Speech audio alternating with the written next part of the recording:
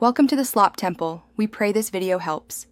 You already have Node and Next.js. Now start with routes and head management. First, pick app or page's router and scaffold key pages.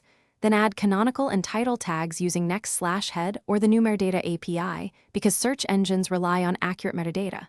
Next, install a lightweight SEO helper like Next.SEO. This saves time. Once done, set up robots, TXT and sitemap generation so crawlers can discover your pages, and make sure the site builds locally without errors before moving on.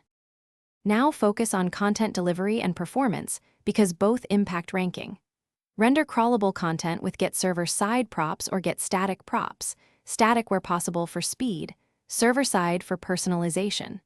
Compress and optimize images using Next/image and configure responsive sizes. This reduces largest contentful paint. Add JSON LD for rich results and insert hreflang when you have locales. Also audit client JavaScript. Remove unused bundles, enable code splitting, and finally deploy and verify indexing. Upload sitemap, XML to Google Search Console and Bing Webmaster Tools, then watch for coverage issues.